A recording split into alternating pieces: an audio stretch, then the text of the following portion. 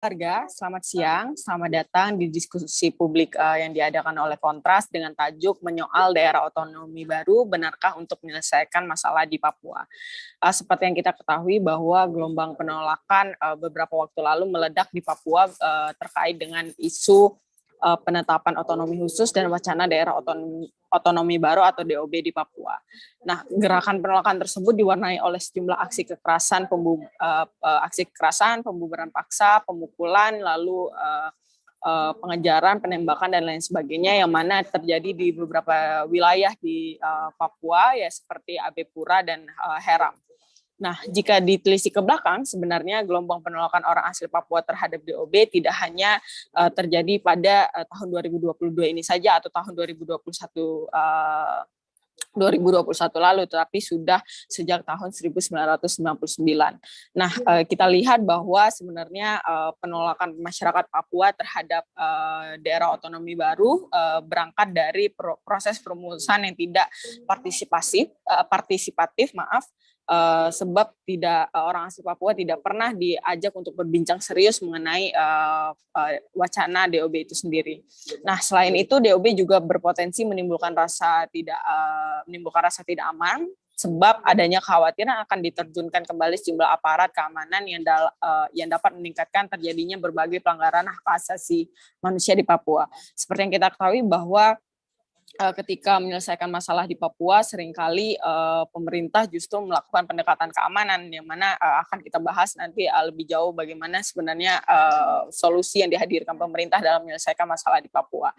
Nah, atas dasar adanya kemungkinan dampak negatif terhadap penetapan DOB itu sendiri atau diberlakukannya DOB bagi masyarakat Papua. Nah, untuk mengetahui lebih lanjut mengenai topik tersebut, Kontras akhirnya berinisiatif untuk menyelenggarakan diskusi publik membahas mengenai daerah otonomi baru, apakah benar untuk menyelesaikan masalah di Papua. Nah, hari ini sudah ada bersama kita beberapa narasumber yang akan membahas secara menyeluruh mengenai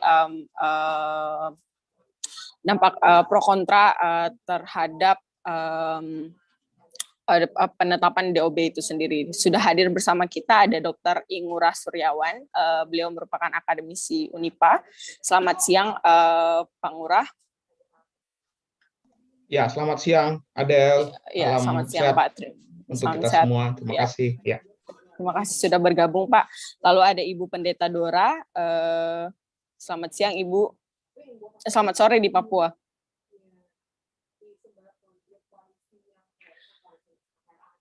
Iya, sore Mbak Adel. Iya, selamat sore. Lalu ada Bang Haris Azhar. Selamat siang, Bang Haris. Selamat siang dan selamat sore juga buat pemirsa.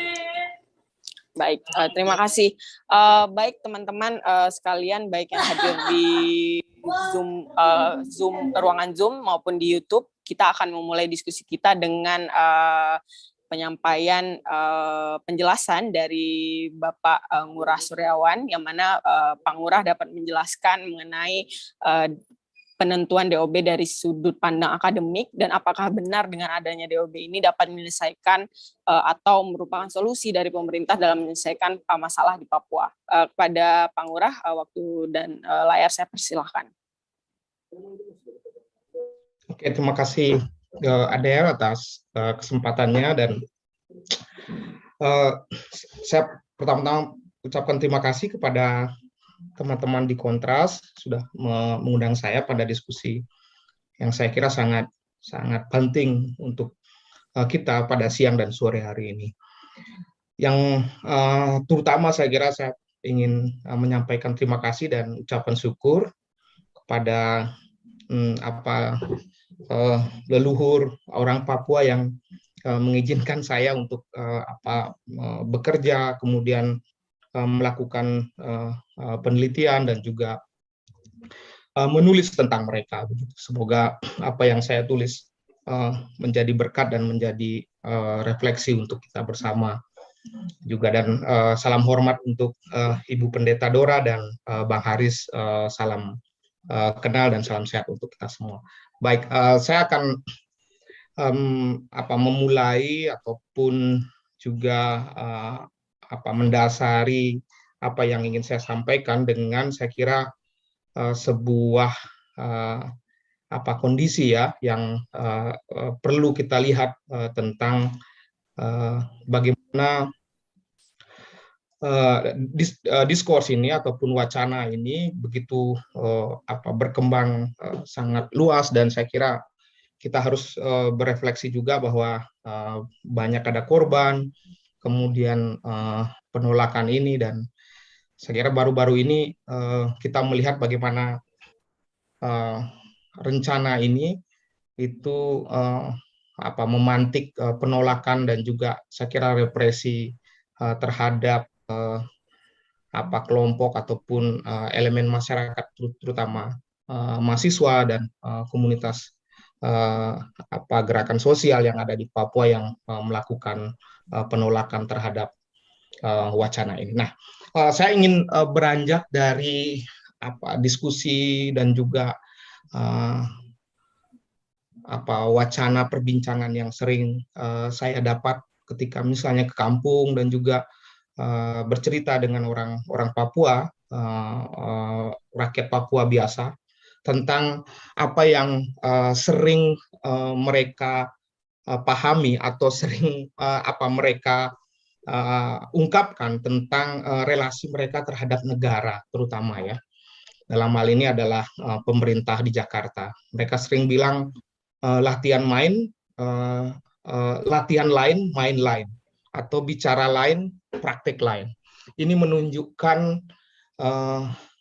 yang sering kita diskusikan berulang-ulang tentang ketidakpercayaan dan juga bagaimana rakyat Papua sebenarnya saya kira memendam problem yang sangat serius dalam relasi mereka terhadap pemerintahan terutama. Ya, ini saya memulai dengan judul seperti begitu.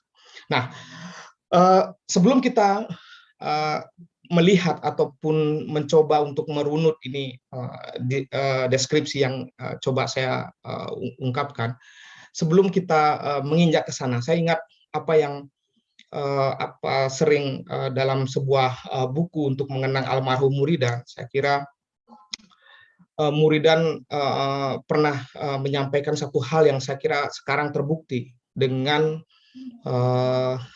statementnya yang menyatakan bahwa dalam relasi Papua dan negara ini, satu hal penting yang perlu untuk dijadikan fokus ataupun perhatian adalah bagaimana negara ini memahami tingkah pola dan perilaku para elitnya. Ya, dalam satu kesempatan saya kira. Kemudian pada diskusi yang lain ataupun pada tulisan yang lain, kalau kita lihat misalnya kita pernah membaca ataupun mungkin masih ingat tentang apa yang disampaikan oleh Bapak Pendeta Beni Giai tentang bagaimana sebenarnya kekuasaan dari Jakarta itu mereka memerlukan para tim sukses yang ada di Papua. Para tim sukses itu adalah kelompok-kelompok elit yang kemudian sudah dilatih, diintroduksi begitu untuk menjadi tim sukses atau mensukseskan semua program-program negara, dalam hal ini pemerintah yang ada di Papua. Ya, begitu. Kemudian kalau kita lihat misalnya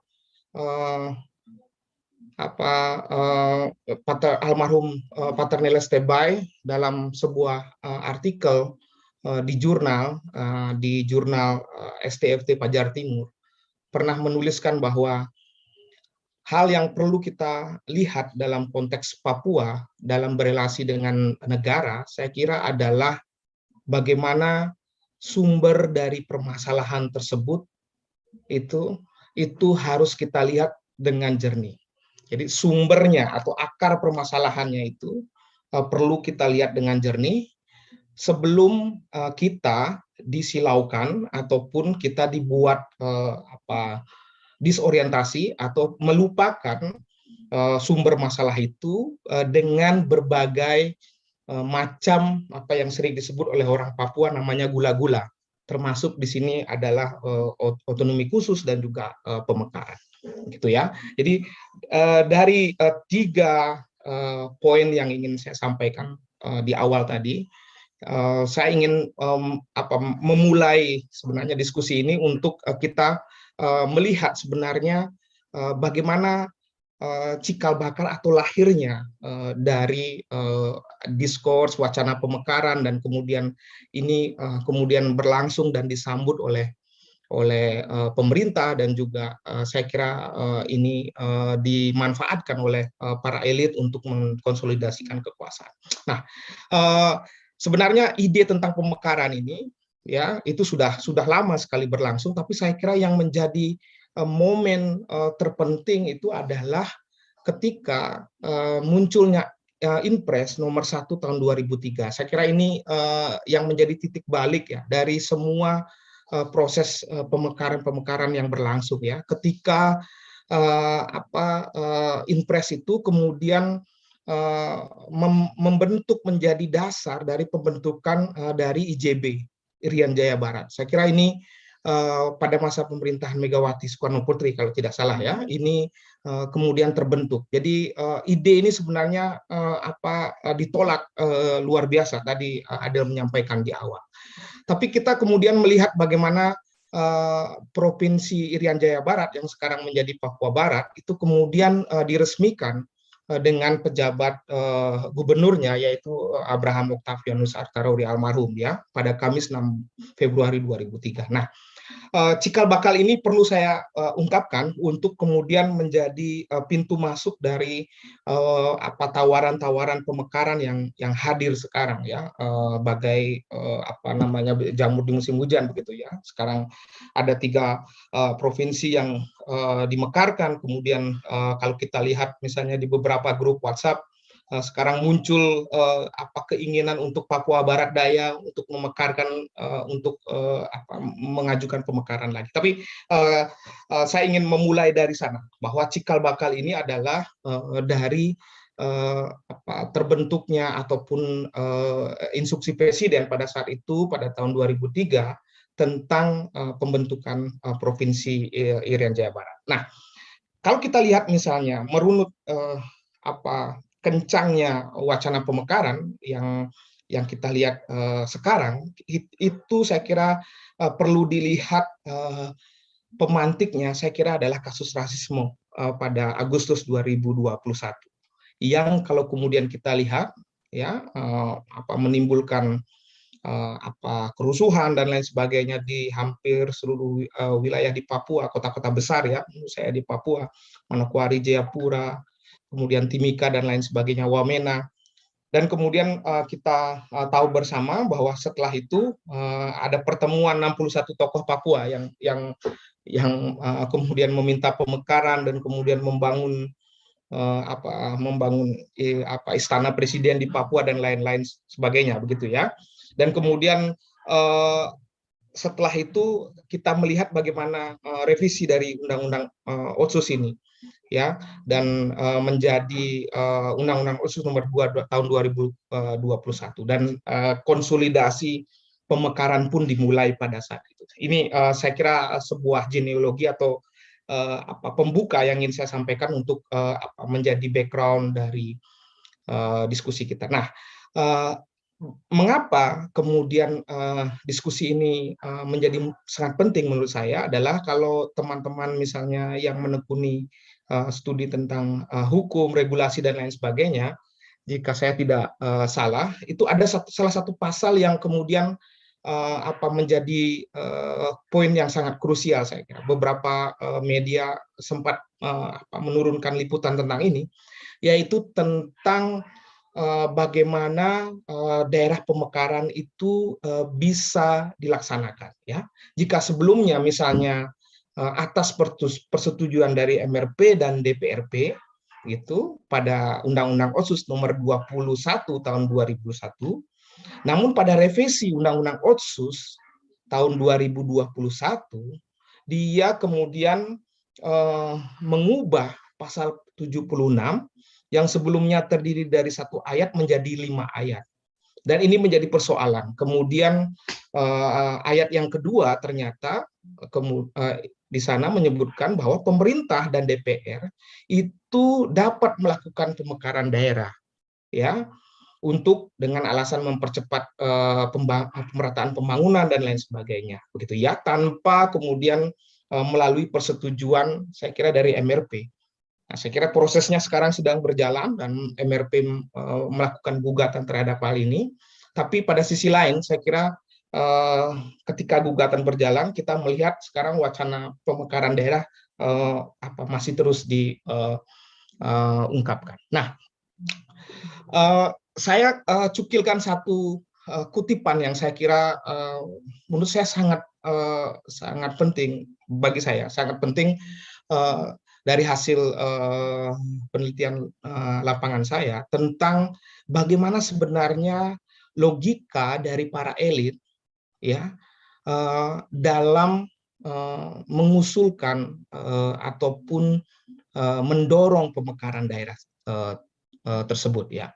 Nah, ini salah satu hal yang menurut saya sangat penting untuk kita ketahui, bahwa ternyata mereka menginginkan bahwa perbedaan suku itu juga harus diiringi dengan perbedaan wilayah administrasi. Jadi logika mereka adalah bahwa biar satu suku mengurus satu wilayah administrasi sendiri. Jadi dipecah saja masing-masing suku agar terorganisir dengan baik, homogen, dan kepentingan mereka juga jadi terurus dengan baik jika seragam. Jadi jika kita misalnya melihat apa yang kemudian terjadi adalah akan terjadi saya kira tuntutan pemekaran yang akan terus terjadi dengan logika seperti ini yang disampaikan oleh para elit. Nah, apa yang kemudian terjadi seturut dengan logika tersebut? Saya kira akomodasi dalam perekrutan aparatur sipil negara, birokrasi pemerintahan itu akan berlangsung masif, dan itu mencerminkan suku-suku yang ada, ya. Dan ini saya kira terjadi di mana-mana ketika misalnya ruang untuk menjadi ASN itu menjadi salah satu incaran utama pada para generasi muda, karena logika pemekaran ini. Kemudian provinsi itu harus mendapat dukungan dari seluruh suku, kemudian para pegawainya itu harus berasal dari suku tersebut. Kemudian saya kira yang terpenting adalah satu hal yang kita lihat adalah bagaimana birokrat yang hadir itu juga kemudian mendapat didikan dari universitas-universitas besar yang ada di Indonesia, dan kemudian bagaimana mereka kemudian menjadi tulang punggung dari mesin birokrasi yang nanti akan menggerakkan wilayah-wilayah pemekaran dan lain sebagainya. Saya kira ini koneksi yang harus kita lihat, bahwa selain pemerintah dan negara, saya kira universitas-universitas besar yang ada di Indonesia itu juga mengais keuntungan dari proyek pemekaran daerah ini. Ya, kita tahu bersama misalnya naskah akademik dan juga logika legitimasi akademik ini ya sering dilakukan oleh universitas-universitas besar di Indonesia, ya, termasuk juga universitas-universitas yang ada di Papua, saya kira, untuk memberikan legitimasi akademik bahwa pemekaran kabupaten dan pemekaran provinsi ini memenuhi syarat secara akademik. Tapi kita lihat apa yang sebenarnya terjadi. Nah, bagi saya memperhatikan terbentuknya elit salah satunya itu menjadi hal yang sangat penting, saya kira. Selain beberapa ketakutan ataupun misalnya implikasi-implikasi yang lain yang kemudian muncul dari pemekaran daerah. Saya kira satu tulisan lama dari Sipri Dale tentang apa yang sebenarnya ditakutkan oleh rakyat Papua dengan hadirnya pemekaran itu sangat jelas, ya, memberikan landscape ataupun gambaran apa yang terjadi, ya. Misalnya migrasi, kemudian juga masuknya misalnya aparat keamanan, eksploitasi sumber daya alam dan lain sebagainya. Saya kira itu memberikan kita pemahaman ataupun peta sebenarnya apa yang menjadi ketakutan dari orang Papua dengan hadirnya pemekaran. Tapi coba kita lihat bagaimana wacana pemekaran ini kemudian begitu mendapatkan sambutan. Saya kira kita harus memperhatikan terbentuknya para elit ini, ya, yang merespon kesempatan yang dibuka oleh negara, saya kira dalam konteks relasi antara Papua dan negara Indonesia, saya kira. Nah, oleh sebab itulah menurut saya penting untuk memahami bagaimana alam berpikir, siasat, tingkah pola dari kelompok elit ini yang memperjuangkan pemekaran ini. Dan saya ingin menyampaikan bahwa kelompok elit ini adalah kelompok elit yang seperti saya tadi sampaikan, yang dibentuk dalam saya kira mentalitas dan juga iklim berpikir Indonesia dan lain sebagainya, dan budaya, kemudian perilaku mereka, saya kira itu sangat Indonesia menurut saya. Kalau kita perhatikan misalnya acara-acara formal di lingkup birokrasi pemerintahan dan lain sebagainya, memperhatikan misalnya para elit Papua main handphone, kemudian juga bicara, kemudian memberikan sambutan, ya itu sangat khas gaya dari para elit Indonesia, saya kira, karena menjadi didikan dari elit Indonesia, saya kira. Kemudian kita penting untuk melihat kompleksitas itu. Bagaimana memahami dari kelas menengah Papua terdidik dalam konteks pemekaran ini. Kemudian memahami karakter ini yang disampaikan oleh Muridan, saya kira memahami karakter dan bahasa politik simbolis dari pemimpin Papua, dan kemudian belajar mendengarkan dan memahami pendapat para elit Papua. Tentu saya kira para elit di Papua ini tidak seragam, sangat multi layer saya kira, dan sangat kompleks, dan itu perlu kita lihat dalam konteks bagaimana relasi mereka terhadap negara dalam hal ini, dan mereka terbentuk dari lingkungan budaya politik Indonesia sekarang. Nah, jika kita misalnya melihat sejarah, ini salah satu tulisan yang sempat saya buat di Indo Progress tentang bagaimana tulisan awal tentang bagaimana sebenarnya jalan berliku dari para elit Papua sebelumnya ketika melakukan resistensi terhadap pemerintah Indonesia pada saat itu, dan bagaimana mereka mengkoordinir misalnya pembentukan partai politik lokal, kemudian juga melakukan misalnya konsolidasi, dan juga saya kira seturut diantaranya adalah perpecahan di dalamnya. Nah, ini slide saya yang terakhir. Jika kita lihat wacana pemekaran dan hubungannya dengan para elit, sebenarnya kita menjadi, bagi saya, ada refleksi yang ingin saya sampaikan. Saya melihat bahwa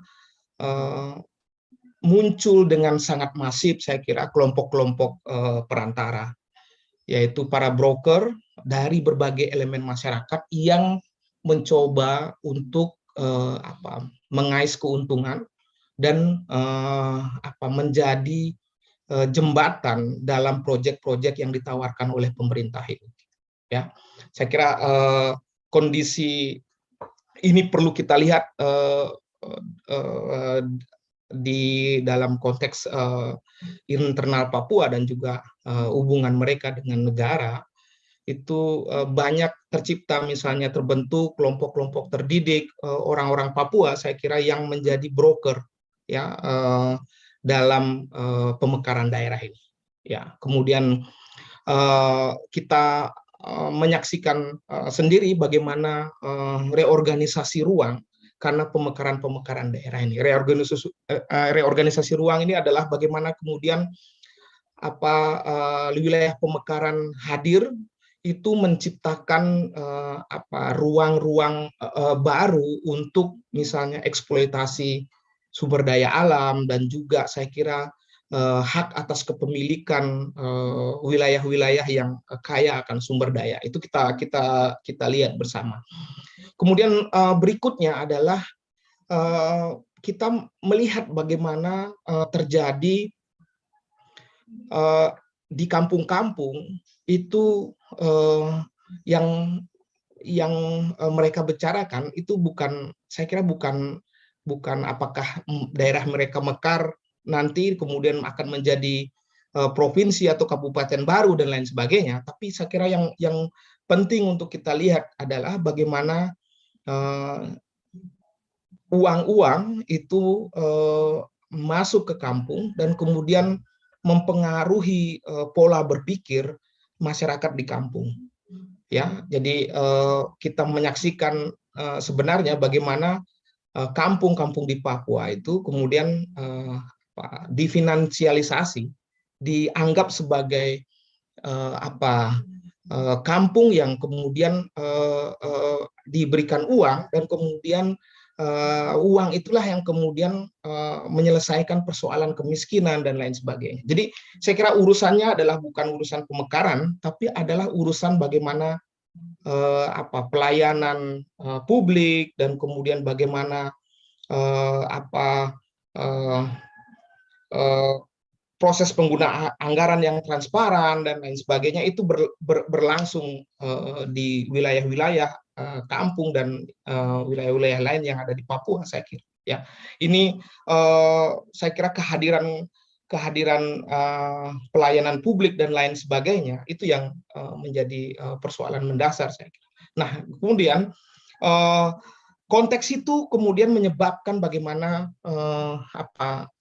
saya kira ketergantungan dan penghancuran dari inisiatif atau prakarsa yang terjadi di kampung, saya kira. Ini konteks yang menurut saya lebih penting untuk diciptakan, dan dalam konteks ini saya kira pelayanan pemerintahan tidak hadir dalam beberapa wilayah yang ada di tanah Papua, saya kira. Dan kalau kita lihat misalnya yang kemudian terjadi, saya kira adalah terbukanya wilayah-wilayah ataupun organisasi reorganisasi ruang yang baru yang kemudian menimbulkan ataupun menciptakan eksploitasi sumber daya alam. Ya, ini saya kira nyata terjadi. Ya, pengalaman daerah-daerah pemekaran itu menjadi sumber ataupun wilayah konflik, baik itu karena konflik bersenjata maupun saya kira adalah konflik akibat misalnya investasi ataupun masuknya transnasional corporation yang masuk kemudian menyingkirkan masyarakat ataupun komunitas lokal yang ada di Papua. Jadi konteks besar itu saya kira perlu kita dudukkan secara bersama-sama, dan seperti yang sering saya sampaikan bahwa rakyat Papua sebenarnya kalau kita menggumuli apa yang terjadi, apa yang mereka rasakan, saya kira pada beberapa kesempatan selalu menolak dan juga mengembalikan Otsus, dan mereka menuntut untuk berlangsungnya evaluasi total terhadap otonomi khusus tersebut, karena saya kira kita harus mengakui secara jujur bahwa praktik-praktik korupsi dan juga saya kira pelayanan publik yang tidak baik di beberapa daerah, saya kira menjadi hal yang harus diungkapkan, pendidikan dan lain sebagainya. Itu satu hal. Kemudian hal yang lain saya kira adalah bahwa kita perlu, menurut saya perlu melakukan evaluasi terhadap daerah-daerah pemekaran yang sudah ada. Saya kira tidak semua saya kira menjadi permasalahan, tapi kita harus melihat bagaimana kondisi-kondisi di daerah pemekaran yang terjadi sebelumnya. Ya, selain persoalan anggaran saya kira dan lain sebagainya, dana Otsus dan saya kira, tapi kita lihat menurut saya yang lebih mendasar adalah bagaimana nasib dari orang Papua di daerah pemekaran tersebut. Saya kira itu yang penting untuk kita lihat dalam konteks besar bagaimana pemekaran ini sering disampaikan sebagai afirmasi dan mendekatkan rentang kendali pemerintahan dan lain sebagainya. Tapi kita lupa bahwa pemekaran daerah juga akan membuka ruang yang seluas-luasnya untuk misalnya masuknya berbagai apa macam investasi, kemudian migrasi dan lain sebagainya. Jadi saya kira perlu hingga hari ini saya kira belum pernah ada argumen-argumen yang menyebutkan bahwa bagaimana sebenarnya nasib rakyat Papua di daerah orang asli Papua khususnya di daerah pemekaran tersebut. Ya, jadi yang selalu diungkapkan saya kira adalah persoalan regulasi, teknikalisasi, ya, teknokrat tentang bagaimana mengurus uang dan lain sebagainya, bagaimana janji untuk pelayanan publik dan lain sebagainya. Tapi sebelum mengarah ke sana, saya kira kita perlu mendengar dan juga menghadirkan dalam narasi dan data tentang bagaimana sebenarnya nasib rakyat Papua di daerah-daerah pemekaran tersebut. Ya, ini saya kira selalu menjadi pergumulan, dan saya kira pergumulan ini selalu akan menurut saya harus diungkapkan dan harus didengar oleh para elit dan pengambil kebijakan di Jakarta, menurut saya, agar tidak memaksakan kehendak untuk melakukan proses pemekaran yang tadi disampaikan tanpa partisipasi, kemudian tanpa evaluasi otsus misalnya, tanpa evaluasi di daerah-daerah pemekaran yang sudah disetujui sebelumnya di Papua. Jadi saya kira itu yang menurut saya perlu didiskusikan ataupun perlu dibuka kepada publik agar rakyat Papua dan kita seluruhnya di negara ini memahami apakah masih penting ataukah ada hal lain yang perlu kita lakukan untuk alternatif. Jadi perlu ada alternatif tersebut, ya, bukan menurut saya memberikan satu jawaban bahwa harus pemekaran begitu, ya. Jadi saya ingin berhenti di sana untuk mengajak kita semua untuk merenungkan, saya kira, ataupun merefleksikan apa yang tadi saya sampaikan pada poin terakhir. Apakah ini betul-betul untuk rakyat Papua atau orang asli Papua? Dan kita perlu tahu bagaimana nasib dan juga posisi mereka pada hari ini. Saya kira kita harus berefleksi ke sana, saya kira, untuk menjadikan pengetahuan dan apa yang kita miliki itu menyentuh rasa-rasa kemanusiaan dan apa yang digumuli oleh rakyat Papua. Tadi saya baru baca Jubi hari ini menulis liputan yang menurut saya sangat menarik tentang bagaimana selama 4 tahun, hampir 3 tahun, belasan para pengungsi Nduga itu meninggal karena konflik. Ini saya kira tidak pernah terdengar, ya, dalam diskusi-diskusi tentang pemekaran daerah dan juga bagaimana gizi buruk dan lain sebagainya di beberapa wilayah yang menurut saya perlu perhatian. Jadi saya ingin mengajak kita semua untuk meluaskan pemahaman dan melihat persoalan pemekaran ini sekali lagi bukan hanya persoalan teknikalisasi, persoalan bagi-bagi uang, elit dan lain sebagainya, tapi melihat persoalan yang mendasar yang menjadi, saya kira, menjadi pergumulan dan menjadi mimpi dari rakyat Papua untuk bisa mandiri dan bisa sejahtera dan juga bisa mandiri di atas tanahnya sendiri. Saya ingin mengakhiri pada statement itu. Saya kira begitu yang ingin saya sampaikan. Terima kasih, Tuhan memberkati kita semua. Wah.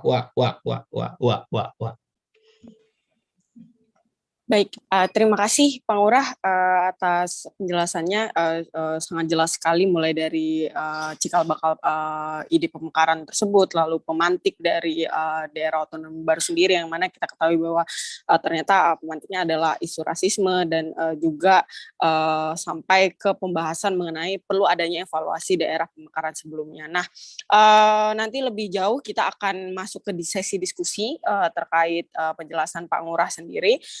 bagi teman-teman yang ingin bertanya bisa langsung bertanya di kolom komentar di YouTube ataupun di Zoom secara langsung, dipersilakan. Selanjutnya kita akan masuk ke pembicara kedua, ada Bang Haris Azhar. Bang Haris akan membahas mengenai proses penentuan atau wacana DOB sendiri yang penuh kejanggalan dan apakah bagaimana Bang Haris melihat apakah ini bisa menjadi solusi, terlebih dengan kita ketahui bahwa pendekatan keamanan di Papua selalu dikerahkan ketika menghadapi masalah-masalah yang ada di Papua. Nah, apakah dengan adanya DOB nantinya penetapan DOB nantinya juga akan menambah pendekatan keamanan yang ada di Papua. Kepada Bang Haris, waktu dan layar dipersilahkan. Baik, Rita, terima kasih. Jadi gini, selamat siang dan sore buat siapapun yang menikmati suara saya ini. Termasuk juga yang membenci suara saya. Nggak apa-apa. Begini, daerah otonomi baru itu kan sebetulnya bagian dari upaya untuk memberikan pendelegasian kedaulatan atau kewenangan atau pembagian tata kelola dari pemerintah kepada sebuah wilayah, gitu kan. Idenya otonomi kan seperti itu. Nah, kalau misalnya di Papua mau ada pemekaran, ini kan sebenarnya pemekaran kan DOB. Pemekaran untuk provinsi baru, sekali lagi itu saya mau bilang itu boleh, gitu. Tidak ada yang absolut, tidak ada yang abadi, boleh tidak boleh itu tidak ada yang abadi, bisa-bisa saja. Saya mau mengingatkan bahwa pemekaran itu artinya juga boleh ada penggabungan, gitu.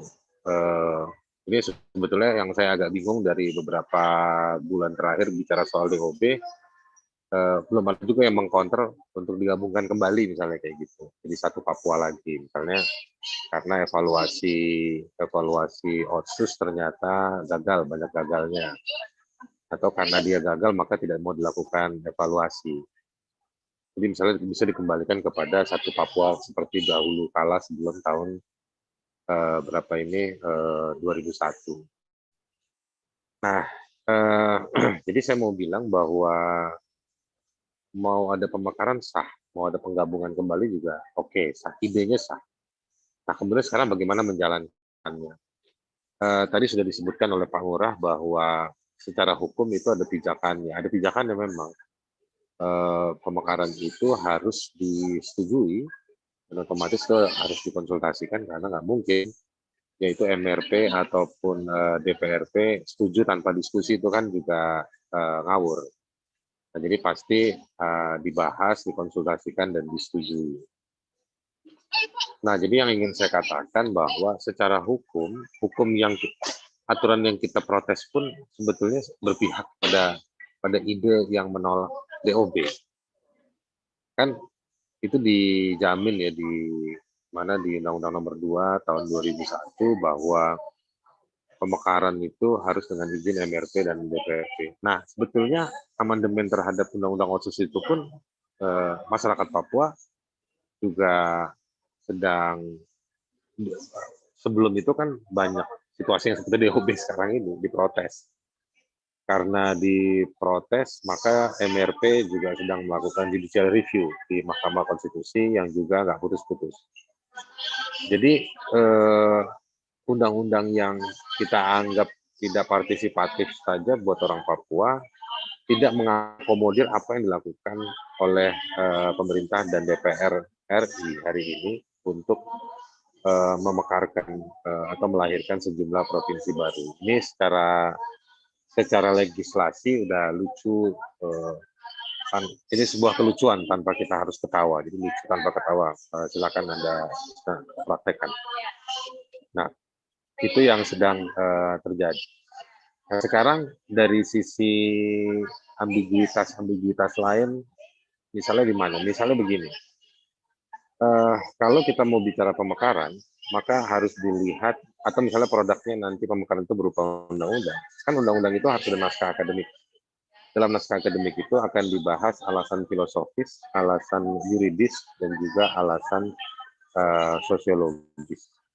Mari kita pakai pendekatan legislasi naskah akademik tersebut. Alasan filosofis.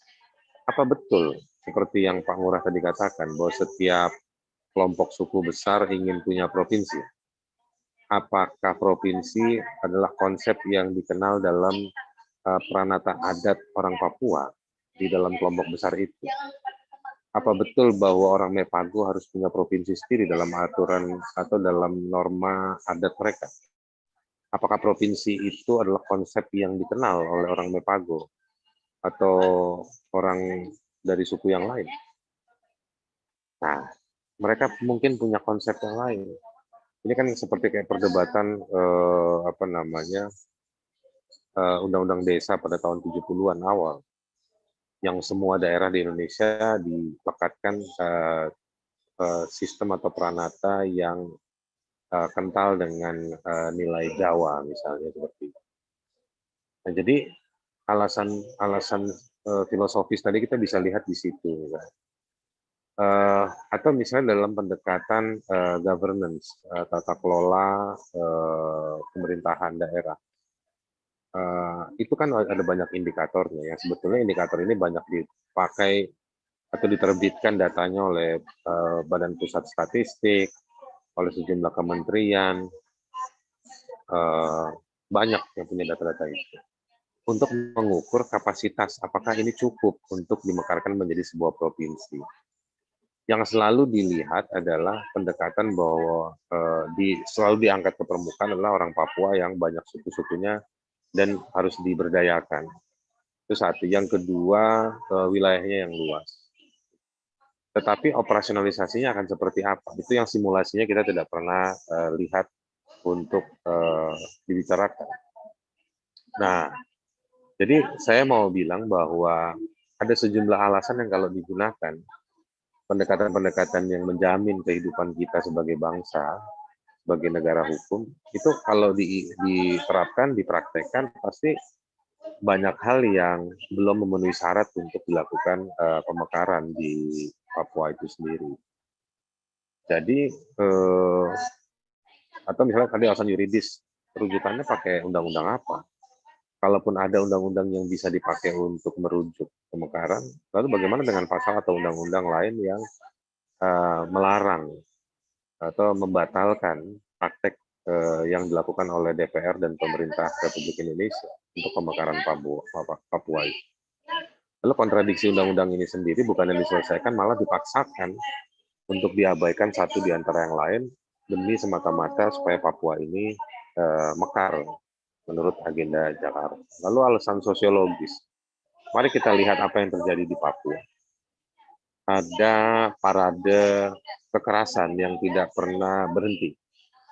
Di balik kekerasan tersebut tidak ada parade penegakan hukum. Penegakan hukum justru menjadi bagian dari bab praktek kekerasan karena penegakan hukum menjadi judul dalam praktek kekerasan. Jadi kekerasan adalah praktek dan substansi dari penegakan hukum. Jadi penegakan hukum dalam arti yang sebenarnya itu tidak ada. Kalaupun ada, dia diskriminatif terhadap orang Papua, terutama mereka yang secara antropologis disebut sebagai orang Papua. Jadi ini sebetulnya kebijakan yang memang diskriminatif terjadi. Nah, sampai di situ saya ingin mengatakan bahwa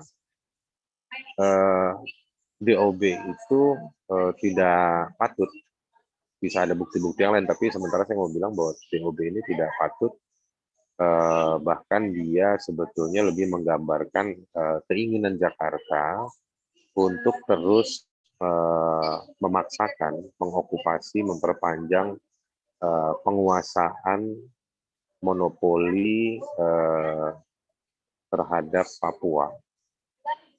Sebenarnya energi negara itu harusnya dilematkan kepada tugas-tugas untuk menghentikan praktek kekerasan, memulihkan para korban, lalu memperbaiki kualitas orang asli Papua. Itu yang harusnya saya sebenarnya menunggu undang-undang itu, undang-undang untuk pemulihan martabat orang Papua. Itu yang dibikin undang-undang. Nah, apa yang kemudian mungkin terjadi atau apa sebenarnya agenda di balik undang-undang DOB nanti ini? DOB ini saya pikir cara untuk makin melemahkan Papua, karena nanti akan muncul beberapa provinsi baru, dan dari provinsi-provinsi baru itu nanti ada kebutuhan banyak, ada banyak kebutuhan struktur di dalam pemerintahan daerah yang saya meyakini bahwa kapasitas dari sisi kualitas maupun dari sisi kuantitas itu tidak akan mencukupi dari sisi sumber daya manusia, dan akhirnya yang mengisi adalah orang-orang non asli Papua. Nah, sampai di situ maka kebijakan-kebijakan yang tidak memperhatikan sisi antropologi kesejahteraan keadilan orang Papua maka akan terlewatkan, apalagi kalau di level pemerintahan daerah tingkat 2 punya ketakutan secara mentalitas atau secara psikologis kepada aturan-aturan pusat, dan ini juga karena pemerintah pusat juga semakin otoriter ya, misalnya dalam undang-undang omnibus semua kewenangan itu ada di pusat. Jadi sebetulnya ini adalah praktek kepanjangan tangan dari undang-undang omnibus untuk penguasaan Papua lebih jauh, yang mereka membutuhkan kantor-kantor cabang lah. Kalau kita lihat undang-undang omnibus itu kan sebetulnya arahnya adalah eksploitasi sumber daya alam di Indonesia, dan yang masih kosong itu menurut saya kalau dibandingkan Jawa, Sumatera, Kalimantan, Sulawesi, hari ini yang kosong itu kan Maluku, NTT, dan juga Papua. Nah, jadi dibutuhkan instrumen berupa institusionalisasi struktur untuk menjadi kepanjangan tangan dari praktek pemerintah yang menjalankan agenda omnibus. Nah, itulah kebutuhan DOB itu di sana. Apakah ada untungnya buat orang Papua? Ya ada. Untuk mereka, kesempatan mereka menjadi gubernur jadi lebih banyak. Ya mungkin juga wakil gubernur dan juga nanti bupati dan lain-lain. Tetapi itu tidak akan seimbang dengan ketidaksiapan atau kerusakan yang mungkin terjadi dalam praktek provinsi-provinsi yang baru. Nah, saya fair aja, mungkin kalau mau dimekarkan satu provinsi baru mungkin boleh, misalnya kayak ini mungkin kalau saya ngomong gini juga orang-orang yang menolak di daerah itu juga protes, tapi biarlah menjadi kontroversial, misalnya Papua Selatan misalnya dijadiin provinsi satu dulu. Jadi nggak langsung langsung semuanya. Yang saya dengar hari-hari ini banyak yang ini mau ikut provinsi ini nggak cocok, ada mau pindah provinsi lain. Jadi saya pikir ini udah kayak makan di rumah makan Padang gitu kan.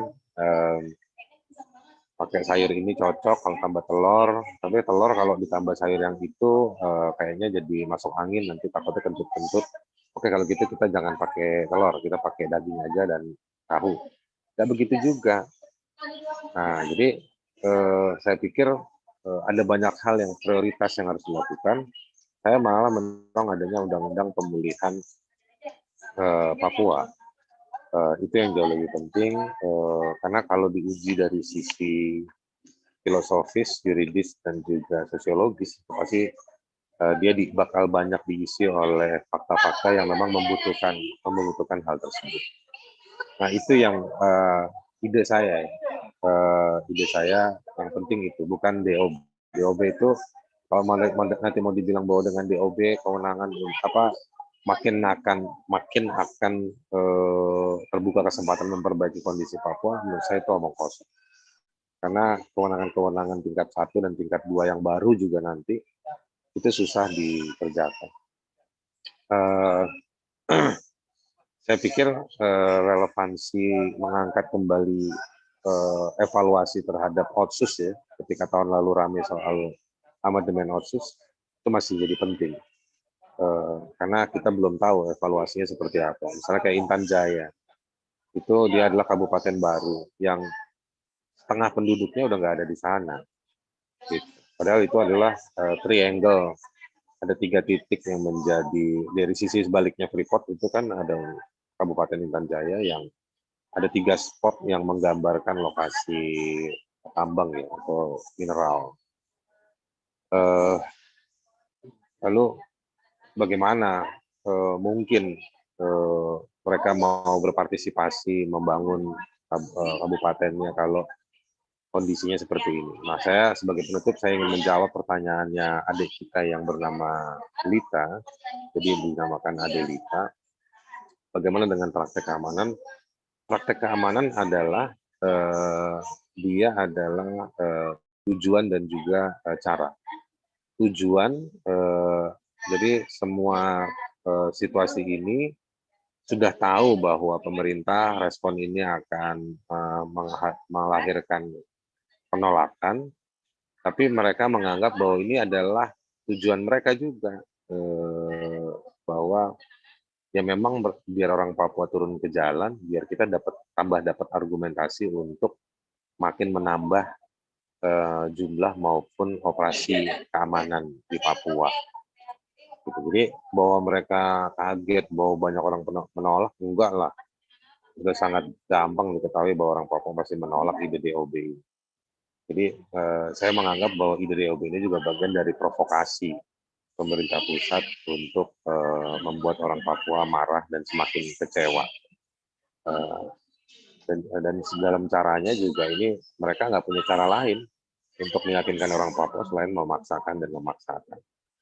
Saya pikir ketika dimuncul kayak seperti Pak Ngurah dikatakan orang Papua juga ada yang dukung, sebenarnya ada kesempatan untuk membangun dialog. Dan dialog itu hasilnya tidak harus tetap jadi DOB, tidak harus jadi pemekaran, bisa jadi pengayaan ruang dialog, diskusi untuk saling mengenal, dan pemerintah pusat juga makin yakin untuk mengatakan pada yang pro pada DOB, kan udah ada dialog, ada proses ini semua. Jadi sebenarnya prosesnya yang jauh lebih penting, bukan keputusannya, dan nggak harus jadi DOB. Saya malah mau bilang selain DOB dimekarkan, bisa juga digabungkan, bisa juga kepada konsep satu Papua lagi dulu, seperti dulu. Mungkin kira-kira begitu, adik kasihku yang terbaik. Pak Ngurah, terima kasih dialognya. Ibu Dora pasti punya ribuan catatan, lebih banyak dari jumlah pohon yang ada di Papua terkait dengan situasi Papua. Selamat sore ataupun selamat siang. Baik, terima kasih banyak Bang Haris. Selamat melanjutkan perjalanan.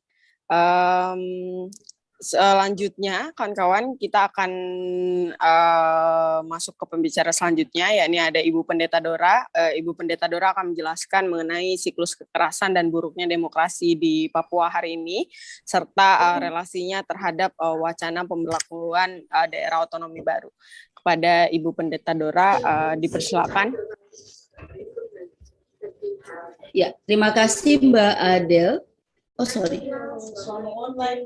Ya, kedengaran ya Mbak Adel ya suara saya? Ya, kedengaran Ibu. Oke. Ya, terima kasih. Mbak Adel, sebenarnya pertanyaan terakhir dari Pak Ngurah, bagaimana nasib rakyat Papua di daerah pemekaran? Itu sebuah pertanyaan penting. Saya mau memberikan catatan sebelumnya dari apa yang disampaikan oleh Pak Ngurah. Dan sebenarnya bagi saya itulah sebenarnya, bagi saya OTSUS adalah bagian yang juga membawa orang Papua menjadi terpecah-pecah. Dan terima kasih Pak Ngurah karena Pak Ngurah mempresentasikannya bagaimana di daerah pemekaran itu kemudian ada pemerintah yang, jadi di daerah-daerah itu mulai terbentuk pemerintah kabupaten. Jadi kalau ada kabupaten, maka bupatinya harus orang situ, DPR-nya harus orang situ ya. Jadi kalau di Kabupaten Jayapura, Sentani, maka bupatinya harus orang Sentani. SKPD-nya kalau bisa juga ya berapa puluh persen itu orang Sentani umpamanya. Dan hari ini banyak daerah seperti tadi dipresentasikan Pak Ngurah bahwa pemikirannya jadi pemikiran Indonesia di mana daerah-daerah baru itu dimekarkan dan membentuk pemerintahan daerah menurut suku-suku yang ada. Dan saya memberikan catatan bahwa itulah sebenarnya sumber keterpecahan orang Papua hari ini. Kalau waktu lalu sebelum otonomi khusus, orang Papua bisa bisa menjadi bupati, orang Papua Barat umpamanya, orang Maibrat bisa jadi gubernur di Papua, atau orang dari daerah Wamena bisa menjadi bupati di Sorong umpamanya, itu bisa terjadi. Maka di daerah Pemekaran itu sangat sulit karena sudah kembali ke arah kesukuan. Sebenarnya Injil, saya mesti menjelaskan bahwa orang Papua pada sebelum Injil masuk di Papua, mereka terpecah-pecah seperti itu. Injil kemudian mempersatukan di mana semua dari orang dari daerah, dari wilayah-wilayah di Papua itu disekolahkan bersama, di dalam satu tempat pendidikan bersama supaya membangun rasa kebersamaan sebagai orang Papua. Nah, saya lanjut setelah itu. Nah, jadi Pemekaran ini kemudian dia menghasilkan sebenarnya bagi saya perpecahan orang Papua kembali ke suku-suku gitu. Nah, otonomi khusus itu membuka wilayah-wilayah Pemekaran baru. Dan pada Undang-Undang Otonomi Khusus tahun 2001 yang tahap pertama sudah cukup banyak beberapa daerah kemudian menjadi mekar. Tetapi daerah-daerah pemekaran baru ini yang begitu disupport dan begitu diharapkan kemudian membawa perubahan, justru menimbulkan situasi baru sebenarnya karena terjadi konflik di mana-mana. Konflik hari ini di Papua, Mbak Adel, justru sebenarnya paling besar dan sekarang ini begitu luas, justru di daerah-daerah pemekaran. Yang tadi disinggung Bang Haris, yang tadi disinggung Bang Ngurah. Jadi seperti Intan Jaya, Duga, Maibrat, Ilaga, Pegunungan Bintang, itu semua daerah-daerah pemekaran yang kaya sebenarnya, kaya sumber daya alamnya, dan justru karena pemekaran itu mengakibatkan dibukanya ketahanan, lembaga ketahanan masyarakat. Jadi ada Polres dibuka, Kodam dibuka, Korem dibuka, dan itu karena daerah pemekaran tentu saja pemerintah harus mengirim aparat keamanan untuk mengisi daerah-daerah pemekaran baru itu. Nah, kehadiran aparat keamanan ini kemudian menghadirkan konflik baru karena daerah pemekaran yang fasilitasnya belum disiapkan itu mengakibatkan fasilitas umum seperti sekolah, seperti daerah-daerah pemukiman masyarakat yang cukup luas, itu digunakan menjadi pusat komando, kemudian menjadi markas-markas TNI dan kepolisian yang akhirnya mengorbankan masyarakat. Pada daerah-daerah pemekaran itu terjadi. Contohnya di Intan Jaya. Intan Jaya sekolah itu menjadi tempat markas aparat TNI. Dan karena itu akhirnya sejak 2018 anak-anak sekolah, Mbak, 2019 ya. Anak-anak sekolah itu sudah tidak sekolah sampai hari ini. Gitu. Intan Jaya pun demikian. Masalahnya sama. Orang harus mengungsi keluar dan pendidikan tidak berjalan, kesehatan fasilitas kesehatan kemudian tidak berfungsi, dan para pekerjanya harus keluar karena soal keamanan, tetapi masyarakat juga keluar. Juga di Maibrat dan sebagainya. Ilaga, Bintang, Puncak Jaya.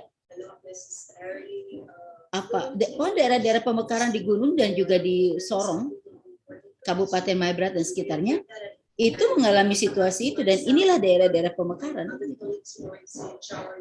konflik terjadi di mana-mana. Dan masyarakat harus keluar. Lalu kemudian terjadi perlawanan dari masyarakat yang kita sebut sebagai organisasi Papua Merdeka, yang merasa bahwa bagi saya sebenarnya mereka juga peduli kenapa sampai rakyat harus keluar.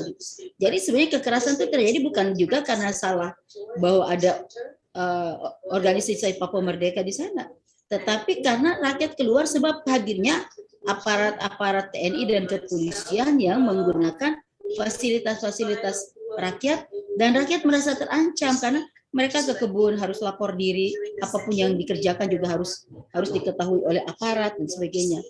Nah, ini lalu kemudian terjadi pembunuhan, terjadi saling penembakan antara aparat dan masyarakat sipil dan sebagainya yang mengakibatkan konflik yang terus terjadi di Papua sampai hari ini. Dan ini tidak teratasi. Sampai hari ini belum teratasi. Karena itu kalau kita bicara tentang pemekaran daerah otonomi baru lagi yang pada otonomi khusus jilid 2 ini kemudian diusulkan oleh elit-elit politik. Akan ada Papua Barat, Papua Selatan, akan ada Papua Barat Daya dan sebagainya. Berapa besar sih orang Papua gitu di Papua hari ini dengan pemekaran itu? Nah, jumlah orang Papua yang sedikit dan pemekaran daerah itu harus berlangsung, maka tentu saja kita membutuhkan banyak tenaga, banyak pekerja sumber yang harus bekerja daerah-daerah otonomi baru harus datang dari luar. Yang harus diambil dari luar bukan lagi orang Papua. Dan ini menimbulkan persaingan. Orang Papua belum disiapkan secara khusus untuk bagaimana mereka menghadapi perkembangan pemekaran, menghadapi situasi Papua ke depan. Sumber daya Papua sendiri belum dipersiapkan dengan baik. Dan kemudian kita menghadapi pemekaran yang hari ini juga diminta oleh banyak elit politik untuk pemekaran harus jalan. Pemekaran ini untuk siapa? Untuk orang Papua atau bukan? Kayak gitu. Ini kan pertanyaan kita hari ini. Dan saya setuju dengan pertanyaan Pak Ngurah. Bagaimana nasib rakyat Papua yang tidak dipersiapkan untuk pemekaran ini? Bagaimana nasib mereka? Apa yang pemerintah Indonesia kemudian pikirkan? Nah, sebenarnya solusinya kan gampang saja. Solusinya adalah pemerintah Indonesia tidak mendengar. Tadi saya juga ikuti dari presentasi dari Pak Ngurah. Begitu banyak elit politik ke Jakarta nih, mengusulkan ini, mengusulkan itu. Tetapi itu elit politik yang memang sudah menikmati kekuasaan, dan pada umumnya mereka yang meminta pemekaran adalah mereka yang tahun ini atau tahun depan itu sudah selesai masa jabatannya sebagai bupati, sebagai wali kota, itu kayak gitu. Nah, mereka kemudian minta pemekaran supaya kemudian daerah-daerah baru itu bisa diisi lagi kan. Tetapi untuk siapa? Nah, harusnya pemerintah Indonesia mendengar MRP itu kan sebenarnya wakil rakyat. Mengapa kita tidak menunggu hasil akhir daripada keputusan Mahkamah Konstitusi untuk permohonan MRP untuk menerima otsus jilid itu atau tidak, pemekaran atau tidak. Tetapi Mbak Adel dan teman-teman, hari ini kan konflik itu menjadi besar karena di Papua kemudian orang Papua dipecahkan menjadi mendukung pemekaran dan menolak pemekaran. Elit politik akan berhadapan dengan rakyat. MRP berhadapan dengan elit politik. Jadi justru angin adu domba atau saya mau bilang divide et impera itu terjadi hari ini di Papua. Antara orang Papua sendiri yang mendukung pemekaran dan tidak mendukung pemekaran, tetapi antara Jakarta dan orang Papua. Di dalam MRP sendiri sebagai lembaga yang mewakili orang asli Papua yang didukung oleh OTS, kemudian juga mengalami keterpecahan gitu. Jadi potensi konflik itu semakin besar. Sementara ruang untuk kami, untuk orang Papua sendiri, untuk mengatakan ruang demokrasi itu ditutup oleh pemerintah. Hari ini luar biasa, ditutup, benar-benar ditutup. Artinya pemerintah Indonesia menutup telinganya pun menutup hatinya untuk mendengarkan suara rakyat di sini untuk mengatakan tolak. Tadi Mbak Adel juga sudah menyampaikan bagaimana gerakan begitu banyak orang di Papua untuk menolak pemekaran. Tetapi kan jalan terus dan negara kemudian melakukan tindakan representatif, kemudian penangkapan. Begitu orang kumpul langsung diserang gitu, langsung ditangkap dan sebagainya. Jadi dibungkam, negara secara sistematis membungkam suara rakyat untuk menolak. Dan sebenarnya negara sendiri melanggar undang-undang. Bukankah untuk berkumpul dan mengemukakan pendapat itu juga adalah hak juga dari kami, dari rakyat gitu. Nah itu yang terjadi, Mbak Del.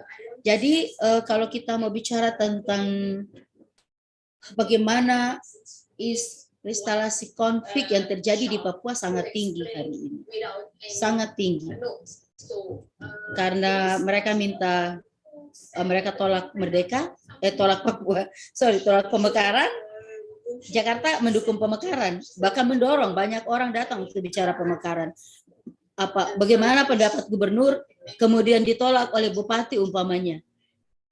Jadi mau saya katakan bahwa hari ini terjadi perpecahan divide et impera, hari ini terjadi konflik yang tidak pernah diselesaikan, hari ini terjadi pengungsian yang kemudian datang juga itu sebenarnya dari daerah-daerah pemekaran, rakyat yang tidak tahu dan tidak terlibat apa-apa, kemudian harus keluar dari daerahnya karena dia merasa tidak aman, tetapi juga dia terancam, apalagi para pemilik hak wilayah adat itu merasa terancam karena memang mereka tidak bisa tinggal di tempatnya sendiri karena selain daerahnya dikuasai oleh aparat, tetapi juga kebebasan mereka sebagai masyarakat di kampung-kampung itu mulai dibatasi.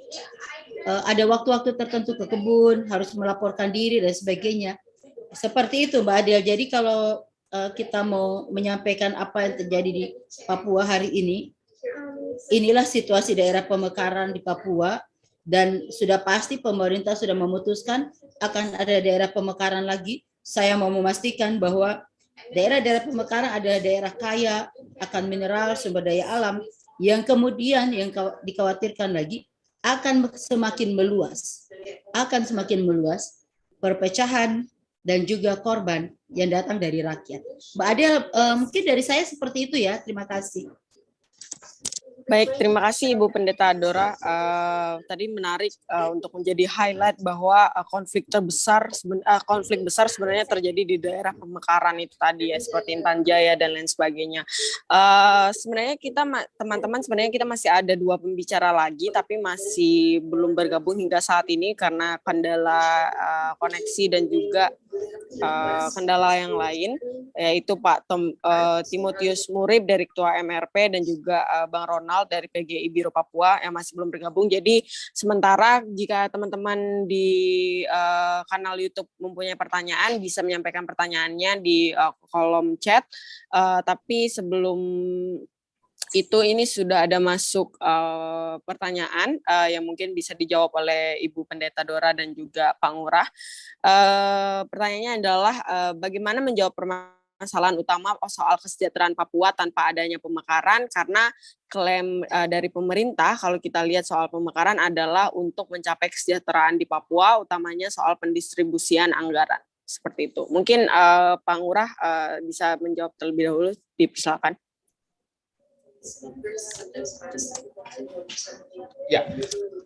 Ya, saya kira yang selalu menjadi wacana besar ya, wacana arus utama saya kira, dan ini dikonsumsi saya kira oleh orang-orang yang berada di luar Papua, terutama di media mainstream yang ada di nasional ya, di Jakarta, tentang bagaimana pemekaran ini akan memperpendek rentang kendali, kemudian juga kesejahteraan, kemudian juga bagaimana ini juga diusulkan oleh para orang Papua yang ingin kesejahteraan dan lain sebagainya, begitu ya. Ini kan wacana ini yang sering kita dengar, kita konsumsi. Tapi saya coba mengajak kita semua untuk ya mencoba untuk melihat informasi yang alternatif, begitu ya. Alternatif dalam arti adalah informasi yang langsung dari misalnya media yang ada di Papua, dan juga saya kira integritas dan juga kapasitasnya apa kita ketahui bersama, misalnya ya beberapa media yang Jubi misalnya, Suara Papua dan lain sebagainya, yang saya kira yang melakukan liputan-liputan yang menurut saya sangat baik ya, sangat baik ya, langsung dari lapangan. Ya beberapa misalnya liputan dari Project Multatuli, kemudian juga Tirto dan lain sebagainya. Itu menurut saya ini penting sekali kita jadikan referensi. Itu yang ingin saya sampaikan pertama ya, sebelum menjawab pertanyaan. Nah, apa hubungannya? Ya hubungannya adalah bahwa logika dari pemekaran yang diungkapkan oleh negara tersebut itu kemudian dikonsumsi oleh rakyat Indonesia, kan begitu ya, di luar Papua, yang menyatakan bahwa ya harus mendukung pemekaran dan lain sebagainya. Jadi persoalannya saya kira bukan persoalan dukung-mendukung gitu, tapi bagaimana kita memahami ya keutuhan persoalan, ya keutuhan yang sebenarnya terjadi di Papua. Saya berkali-kali menyampaikan itu dalam beberapa kesempatan, karena saya ingin mengajak kita semua sebenarnya melihat persoalan yang terjadi di Papua itu secara holistik dan juga secara komprehensif. Jadi base-nya itu adalah base yang memang berasal dari grassroots, dari Papua gitu. Meskipun itu penuh dengan layers-nya ya, kompleksitasnya banyak. Tapi kita bisa melihat itu dan bisa jernih melihat. Nah, kenapa selalu diungkapkan persoalan anggaran? Kalau kita lihat sebenarnya ini membebani anggaran dari pemerintah sebenarnya. Ya, kalau misalnya lahirnya daerah-daerah pemekaran baru itu kan dananya itu untuk menjalankan pemerintahan dan lain sebagainya kan itu masih dari APBN. Saya kira ya. Jadi logika misalnya untuk distribusi anggaran itu menurut saya adalah logika yang sangat salah kaprah, karena itu justru akan membebani negara dengan lahirnya pemekaran. Jadi patut dipertanyakan sebenarnya ya, selain persoalan anggaran itu apa motif dibalik jalan tolnya pemekaran yang ada di Papua gitu ya. Kalau kita misalnya mencoba mengkomparasi misalnya daerah-daerah ataupun negara-negara lain yang ingin melakukan pemekaran, itu kan prosesnya sangat panjang. Ya, sangat panjang, kemudian penuh misalnya dengan pertimbangan, kajian, mendengarkan aspirasi dari masyarakat dan lain sebagainya. Tapi pemekaran di Papua ini sangat jalur bebas hambatan gitu. Jadi jangan salah jika orang mempertanyakan hal itu. Itu yang pertama. Kemudian yang kedua, saya kira seperti yang tadi saya sampaikan di awal, itu yang saya kira mohon maaf kalau saya salah ya, tapi saya memahami yang selalu menjadi pertanyaan dan pergumulan dari orang Papua itu adalah ya evaluasi tentang Otsus itu, yang mereka kemudian menganggap itu bukan sarana untuk kemudian mensejahterakan mereka. Yang sejahtera adalah para elitnya. Nah, evaluasi Otsus dan juga pelayanan publik di sektor-sektor utama, saya kira itu yang harus dilakukan ya. Ya mungkin dilakukan, tapi itu kan dilakukan di Jakarta ya. Jadi pameran keberhasilan Otsus dan lain sebagainya begitu. Tapi coba kita lihat bagaimana situasi-situasi yang terjadi. Jadi menurut saya evaluasi ini harus saya kira dilakukan dari bawah, bukan dilakukan di Jakarta, di Makassar atau di luar negeri dan lain sebagainya, tapi dilakukan di bawah. Dan saya kira kita harus mengetahui atau mengetahui, dan publik juga harus mengetahui bagaimana evaluasi hasil dari evaluasi tersebut. Gitu ya. Itu yang pertama. Dan kalau kita lihat misalnya gejolak yang terjadi di masyarakat Papua, kan mereka mengembalikan Otsus ya, mengembalikan Otsus, menolak Otsus dan lain sebagainya. Tapi kan kita tahu bersama, kalau kita tarik sejarah ke belakang lagi, kita tahu bersama bahwa Otsus ini kan negosiasi ya. Otsus ini adalah negosiasi dari keinginan rakyat Papua untuk merdeka.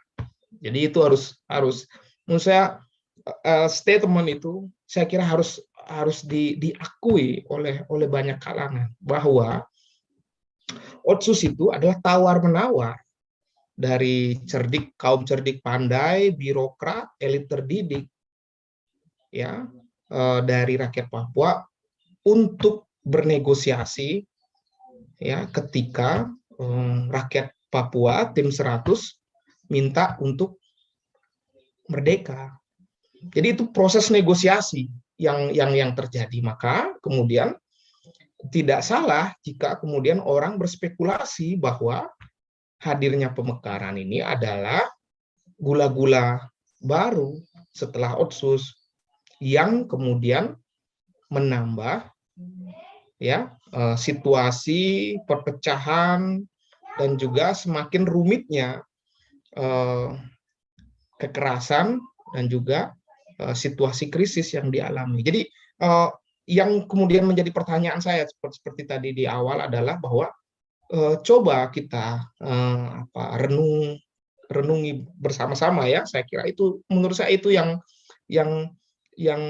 paling urgen yang harus kita lakukan sebagai manusia.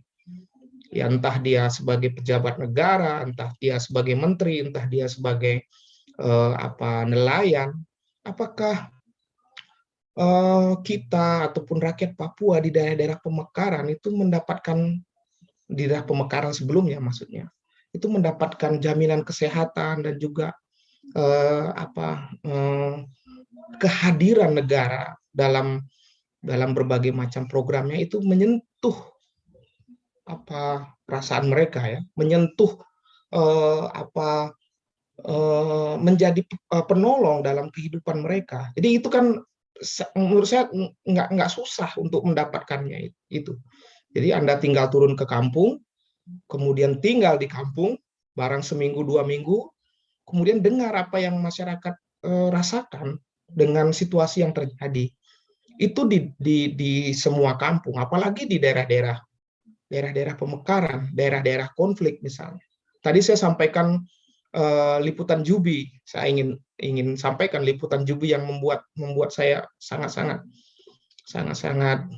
tersentuh ya, tentang bagaimana hampir tiga tahun belasan pengungsi hidup, kemudian belasan pengungsi meninggal dan hampir saya kira ratusan. Jadi itu tidak pernah. Jadi saya ingin ya ini mengajak diskusi kita untuk lebih tidak politiking ya, tapi juga mencoba untuk melihat persoalan ini secara lebih luas tentang bagaimana ya tujuan kita akan sama ya, untuk bagaimana melihat rakyat Papua berdaulat dengan kemandirian yang mereka punya, mereka hidup dengan bahagia dan juga hidup secara mandiri ya dan lain sebagainya gitu. Tapi kadang-kadang ya mohon maaf ya, kadang-kadang kita membohongi diri kita sendiri demi tujuan-tujuan pragmatis dan juga tujuan-tujuan politik dan uang dan lain sebagainya ya. Jadi kita seperti begitu. Jadi saya ingin menyampaikan hal itu saja. Terima kasih Adel. Baik, terima kasih Pak Ngurah. Pendeta Dora mungkin mau menjawab juga, dipersilakan Ibu. Ya, ada. Nah, ada sebenarnya bagi saya pemekaran itu tidak menjadi masalah, tapi mempersiapkan orang itu menjadi penting. Nah, kemudian bagusnya sebenarnya pemekaran itu kan mulai dari kampung, distrik, sehingga masyarakat itu menjadi kuat. kekuatan ekonomi, fasilitas yang betul-betul menopang itu bisa jalan. Itu dulu harus dipersiapkan. Artinya orang Papua betul-betul harus sudah mampu bersaing, supaya dia kemudian menjadi tuan di negeri sendiri, seperti yang selama dia diharapkan itu sudah jadi gitu. Tetapi yang terjadi kan sebenarnya justru tidak dipersiapkan sama sekali. Lalu tiba-tiba pemekaran itu datang. Oke, saya setuju bupati-bupati ya, gubernur minta pemekaran. Tapi berapa banyak orang Papua yang sudah pandai, yang sudah hebat, yang kemudian menduduki posisi-posisi itu, posisi-posisi jabatan-jabatan itu. Lalu kalau pemekaran itu terjadi, tadi saya sampaikan berapa banyak orang Papua kan. Lalu untuk memenuhi kriteria pemekaran itu, menambahkan orangnya dari mana gitu. Orang Papua kalau cuma 1 juta lebih, 2 juta, lalu kita kemudian punya sekitar sekian belas kabupaten baru, kemudian punya 3 atau 4 provinsi baru, menambahkan orang untuk mengisi semua itu dari mana gitu. Karena tidak semua orang Papua itu bisa dipindahkan ke sana karena sedikit saja gitu. Jadi harusnya kan pemerintah Indonesia mempertimbangkan hal ini dengan baik. Panggilan untuk pemerintah Indonesia hari ini sangat penting adalah oke, akan ada pemekaran. Kalau gitu target, ini kan anak-anak Papua banyak nih dipulangkan nih. Dari Selandia Baru, dari Amerika, dari mana-mana, karena tidak ada biaya. Mereka ini yang kemudian dipersiapkan untuk akan jadi pemimpin nih di Papua nih. Mereka saja dipulangkan gitu, anak-anak yang punya kemampuan yang kemudian besok akan menjadi pemimpin. Lalu mereka itu juga kalau mau dibagi ke provinsi-provinsi dan kabupaten itu sangat sedikit. Maka solusi yang terjadi pastinya adalah bahwa akan ada transmigrasi, akan ada migrasi dari daerah-daerah lain di Indonesia ke Papua. Itu pasti. Itu sebagai alternatif untuk mengisi kekosongan-kekosongan di dalam daerah pemekaran yang baru. Nah, kemudian akan terjadi konflik lagi di sini. Karena orang Papua akan mengatakan, kenapa orang-orang dari luar? Mengapa kami tidak diambil? Kenapa kami tidak dilibatkan? Dan hari ini pun ada orang Papua tidak dilibatkan untuk bicara soal pemekaran. Sebab pada waktu mereka bilang mereka tolak, kan pemerintah belum jawab, mengapa kamu tolak? Kamu punya alasan tolak apa? Kan nggak ada. Tapi begitu bilang kita tolak, langsung aparat turun. Begitu katakan tolak, aparat turun. Penangkapan. Nah itu kan yang terjadi. Itu tidak ada solusi. Karena itu untuk kontras sendiri, saya sebenarnya mau mengajak untuk harus ada solusi. Dan solusi untuk kontras, untuk apa disampaikan kepada pemerintah adalah dengar suara rakyat. Kalau memang mereka tolak, pasti ada alasannya. Kalau gitu kasih kesempatan mereka bicara. Alasannya apa? Mereka terima. Oke. Kalau mereka dengan senang hati hari ini terima, maka pasti mereka sudah merasakan kesejahteraan.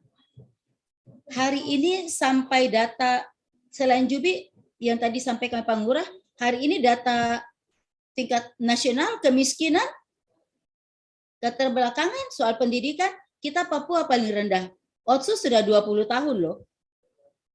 Tapi Papua masih jadi daerah, Papua Barat, 2 provinsi besar yang pemekaran ini menjadi daerah termiskin di Indonesia. Indikatornya apa? Pemekaran. Siapa yang akan ditolong? Jadi kalau mau mengatakan bahwa itu kesejahteraan, benar.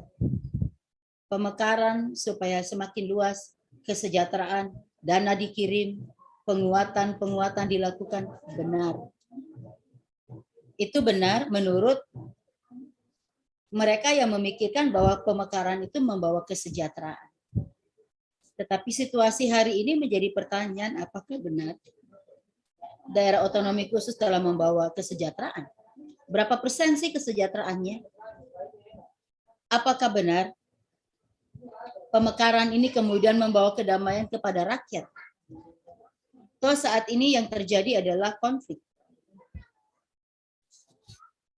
Jadi mari berikanlah uang-uang yang untuk pemekaran, yang mendukung pemekaran itu, kembangkan, memajukan rakyat, buka kesempatan lebih banyak untuk orang Papua, kemudahan untuk orang Papua, bayar studi anak-anak Papua yang ada di luar negeri, supaya mereka datang, mereka menjadi tuan di negeri sendiri, bukan dipulangkan karena tidak ada dana.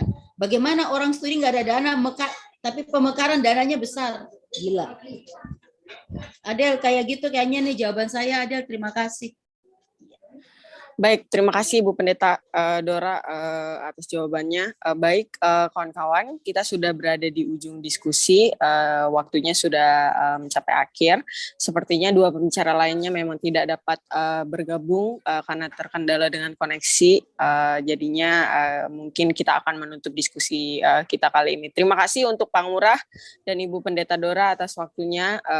Penting tadi saya highlight pernyataan dari Pak Ngurah bahwa untuk melihat wacana pemekaran ataupun wacana DOB ini sendiri penting untuk dilihat secara luas, yang semata-mata tujuannya hanya untuk rakyat orang asli Papua sendiri. Dan juga selain itu Pendeta Dora juga mengatakan bahwa pendekatan yang harus dilakukan adalah pendekatan dialog, mendengarkan suara-suara orang asli Papua yang menolak ataupun mendengarkan setidaknya apa alasan yang menjadi penolakan dari wacana-wacana yang digulirkan oleh pemerintah atas kebijakannya di Papua itu sendiri, seperti itu.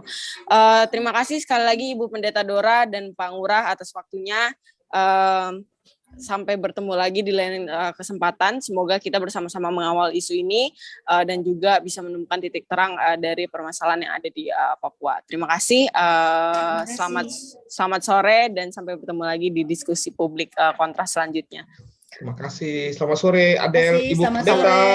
Tuhan berkati. Pak Ngurah, selamat sore. Terima kasih. Tuhan berkati. Tuhan berkati. Ya.